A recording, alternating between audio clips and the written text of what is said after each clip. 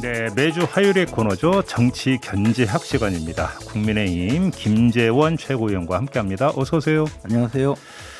자, 이풀기 토크부터 한번 해보죠. 이재용 삼성전자 부회장 가석방 결정 어떻게 평가하십니까? 저는 뭐 잘했다고 생각합니다. 어떤 점에서요? 뭐 일단 현재 뭐 경제 사정이 좀 많이 나쁘고 네. 그다음에 이재용 부회장의 경우에 사실은 그 혐의 사실 자체에 대해서도 또 그 과연 뭐 이 정도 형량이 맞느냐에 대해서 논의가 된 적도 있고 그보다도 뭐 국민들도 가석방 그 제도 자체에 대해서 네. 또 충분히 그 납득하는 수준이었다고 봅니다. 통상적으로 이제 가석방 그 재소자들이 한 80% 또는 뭐 한 90% 정도 형기 복역을 하면 대부분 석방을 재범 우려라든가 사회 복귀했을 때 범죄를 또 할 가능성이 있다든가 이렇지 않으면 석방을 하는 사례가 있는데 이 경우에는 조금 최근에 지침까지 개정해서 네. 조금 일찍 그 가석방 해준 점은 있지만 뭐 그 정도는 또 사회적 필요라든가 사회적 합의가 있다고 보면 충분히 가능한 일이라고 생각합니다. 이거 저거 다 떠나 지금 재판 2개 진행되고 있는 경우죠. 그 부분은 또 뭐 그 사건대로 처벌하면 되고요. 사실은 그 형법상의 가석방 요건은 3분의 1이거든요. 형기 3분의 1을 채우면 보통 가석방 할 수 있는데 우리가 가석방 제도를 너무 엄하게 운영하지 않는가 저는 그런 생각이 들어서 오히려? 예, 미국 같은 경우에는 이런 제도를 굉장히 많이 활용하거든요. 그러니까 뭐 형기 3분의 1만 복역을 하면 그때부터는 이제 근데 조금 여유를 두고 가석방하는 것이 저는 맞다고 봅니다. 그 말씀이 이제 타당하기 위해서는 그러면 이제 그 요건에 해당되는 보편적 적용이 돼야 되는데, 그죠? 그게 안 되니까 보니까 이게 오히려 이제 그 이재용 부회장만을 위한 특혜 아니냐 이런 얘기가 그래서 따라붙는 거 아니겠어요? 저는 또 거꾸로 이재용 부회장이라서 엄하게 처벌받은 면도 있다고 생각합니다. 아, 그렇게 보시고요. 예. 알겠습니다. 이 문제는 이 정도로 하고요. 네. 본론 들어갔으면 좋겠는데 그냥 제가 한번 대놓고 한번 여쭤볼게요. 위원님이 지금 관찰하신 바로는 이준석 대표하고 윤석열 후보의 관계가 어느 정도라고 생각을 하세요? 저는 어쨌든 이제 우리 당의 대의가 정권 교체잖아요. 정권 교체를 위해서 지금 모든 것을 집중해야 하고 사실은 우리 당이 그 윤석열 전 총장이 입당하기 전까지만 하더라도 또는 그 앞으로 보면 더 하고 과연 정권 교체에 내세울 후보가 있느냐에 대해서도 회의적으로 많이 반응을 했지 않습니까? 네. 그렇기 때문에 뭐 플랫폼 정당을 지향하면서 윤석열 총장에 대해서 하루 빨리 입당하라고 요구를 했고 심지어는 뭐 입당하지 않으면 그 캠프에 간 의원들 징계하겠다까지 이야기를 하면서 입당을 하라 했는데 입당하자마자 그때부터는 정권 교체를 위해서 노력하려면 결국은 후보들이 주인공이 되어서 열심히 잘 뛰게 하고 국민의 선택을 받게 하려면 후보들을 주인공으로 만들고 후보들을 도와줘야 되는데 지금의 상황이 과연 그런가 들어오자마자 그때부터는 이제 물어뜯기 시작한 것 아닌가 그런 생각을 하면 뭐 그렇게 썩 지금 바람직한 방향은 아니라고 생각하고요. 이준석 대표는 그런 측면에서 당 대표이기 때문에 네. 조금 더 관리를 하면서 당의 정권 교체를 위해서 노력해 주는 모습이 조금 더 필요하다고 봅니다. 지금은 아무래도 약간의 감정 싸움도 있는 것 같고 더 나가서 그 후보자들을 주인공으로 해서 좀 많이 등장시키려는 노력이 좀 더 필요하다고 봅니다. 그 조금 이제 감정 싸움이라는 표현을 쓰는데 그러면 그 묻어 있는 감정이 뭡니까? 이준석 대표는 왜 날 무시해 이런 감정인가요? 윤석열 후보를 상대로? 뭐 복잡한 것 같아요. 이제 네. 당 대표가 당을 모든 당의 대표자이기 때문에 주도해야 된다는 생각이 있는데 사실 대선 국면에서는 또 우리 당헌 당규 자체도 보면 이제 당의 후보자로 당의 대선 후보자로 선출이 되면 대선 후보자가 먼저 그 당의 운영을 우선적으로 그렇죠. 담당할 수 있도록 할 정도로 대선 주자들 자체를 좀 더 우대하는 그 제도적 장치를 갖추고 있거든요. 그렇기 네. 때문에 대통령 선거를 앞두고는 후보자를 좀 더 내세워야 된다라는 것이 그동안의 오랜 그 경험이었고 관측인데 예. 그런 면에서 보면 조금 서로 간에 이제 감정 싸움의 단초가 있는 것 같습니다. 결국은 지금 위원님의 말씀을 좀 이제 그 언론식 표현을 이제 그 갖고 이제 각색을 한다면 주도권 싸움이네요. 그러면 결국은 뭐 주도권 싸움이라기보다 저는 사실 그 입당해서 빨리 입당하라고 계속 요구를 할 때는 입당한 사람은 들어와서 그래도 좀 여유를 줄 알았는데 입당하자마자 오히려 너무 아주 땡긴다. 너무 훈련을 많이 시키는 것 아닌가 하는 불만이 있을 수 있고 네. 후보 당 대표 입장에서는 당에 입당했으면 이제 내 휘하에 들어왔으니 그 나의 그 계획대로 움직여야 된다라는 또 생각을 할 수 있어요. 그래서 그런 면에서 조금 더 서로가 정권 교체라는 대의 명분 또는 대의를 위해서 방향을 정해줬으면 하는 바람이 있습니다. 위원님 말씀을 종합 정리하면 이런 거네요. 이준석 대표는 왜 날 무시해 이런 감정이고 윤석열 후보는 왜 날 길들이려고 해 이런 거네요. 그냥 간단히 정리하면. 뭐 그럴 수 있다고 봅니다. 그것을 뭐 저는 누가 옳다 그르다의 문제가 아니라 그런 것은 이제 인간의 기본적인 감정 문제일 수 있는데 결국 목표는 이제 내년 3월 9일 날 대통령 선거에 우리 당이 승리하는 것인데 네.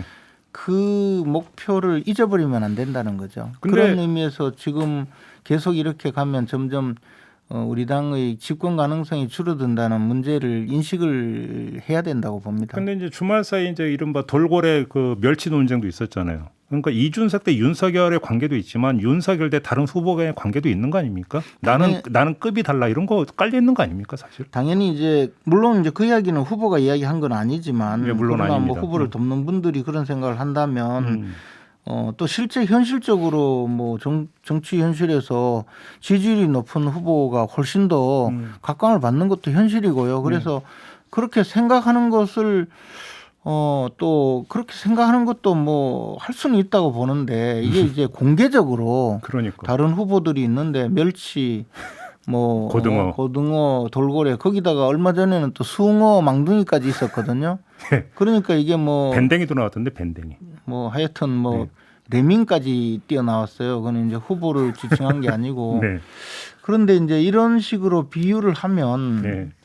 열심히 뛰는 분들은 다 자기가 앞으로 지지율을 회복해서 1위를 할 수 있다고 생각하고 또 1위를 하기 위해서 나와 있는데 그 점에 대한 배려가 부족한 건 상당히 그 아쉬운 부분이죠. 그런데 국민의힘이 수산시장이 된 것 같다는 느낌을 잠깐 받아봤고. 뭐 아쿠아리움 정당이라는. 알겠습니다. 아무튼 근데 18일에 이제 토론회 연다면서요.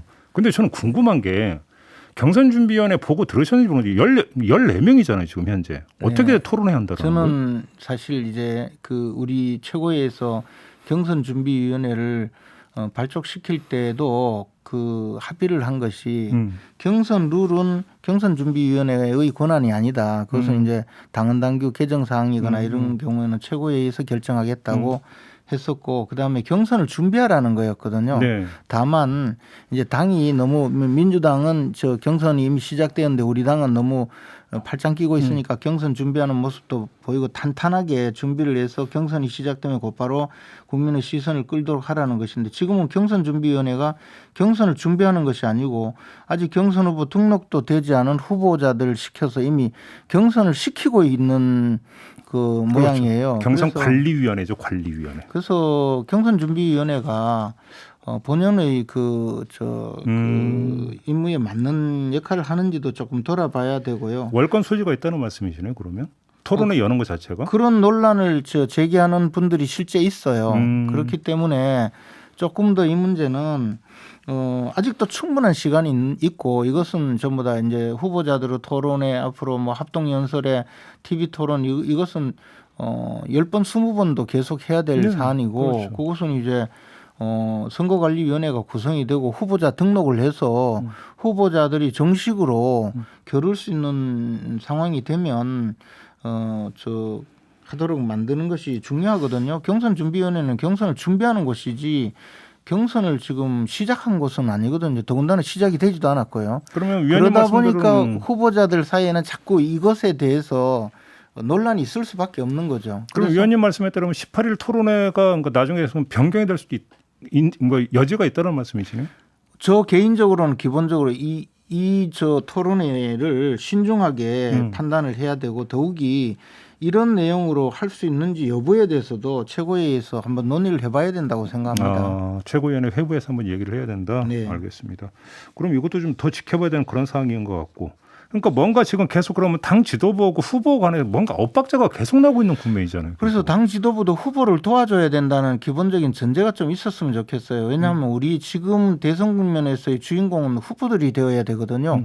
뭐 숫자가 10명이 넘는 후보들이 나와 있으면 그분들이 좋은 모습으로 국민에게 보이게 만들었어야 되는데 어쨌든 자꾸 논란의 소지가 있는 방식으로 운영하는 것은 바람직하지 않다고 봐요. 알겠습니다. 요즘은 어떻게 보세요? 윤석열 후보가 국민의힘에 입당했는데 오히려 지지율이 빠졌더라고요. 그다음에 최재형 후보 같은 경우는 지지율을 이렇게 뭐 가파른 상태를 보이고 있는 것 같지는 않고 이런 현상은 어떻게 보세요? 이제 윤석열 후보가 만약에 지지율이 빠졌는데 다른 후보가 지지율이 올라간다면 우리 당 지지자들이 이전한 걸로 볼 수가 그렇죠, 있어요. 그렇죠. 근데 그것이 아니고 윤석열 후보자에 대해서 갖고 있던 이 기대, 그것이 이제 정권 교체 열망을 반영한 것이거든요. 그것이 빠졌다면 불안감이 생긴 거예요.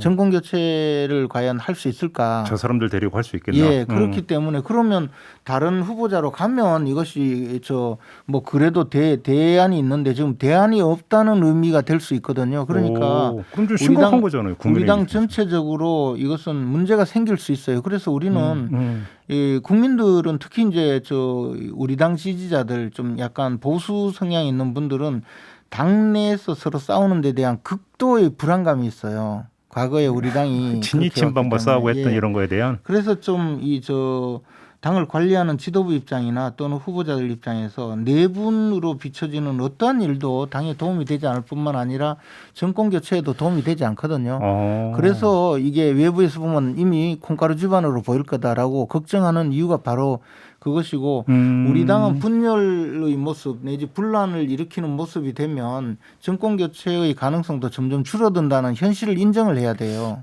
지금은 상당히 중요한 진단을 해주셨는데 뭐 이게 이제 그 최종적으로는 흥행에 성공하고 지지율로 수렴되지 않겠느냐라는 낙관적인 전망 자체가 되게 몽상일 수도 있다 이런 말씀이시죠. 그렇습니다. 왜냐하면요. 우리 당 지지자들이 극도로 지금 두려워하는 것이 바로 그런 부분이거든요. 트라우마가 있군요. 예, 그리고 그것이 무슨 지금 검증이라는 이름으로 이야기를 하고 있지만 사실은 후보자끼리 비방하고 있어요. 저는 검증이 아닌 비방을 하고 있는 것은 강력하게 제재를 하지 않으면 이 경선이 제대로 성공적으로 되지 않을 뿐만 아니라 네. 집권 가능성 내지 정권 교체의 가능성도 점점 멀어진다고 봐요. 그럼 만약에 실망한 사람들이 다른 후보로 옮겨가는 게 부동층화된다 이런 얘기가 되는 거네요. 환멸을 느끼게 되겠죠. 이 당은 아직도 정신을 못 차렸나 그런 알겠습니다. 생각을 갖게 될 거라고 봐요. 알겠습니다. 시간이 벌써 다 돼버려 갖고 여기서 마무리를 해야 될 것 같습니다. 고맙습니다, 위원님. 감사합니다. 국민의힘의 김재원 최고위원이었습니다.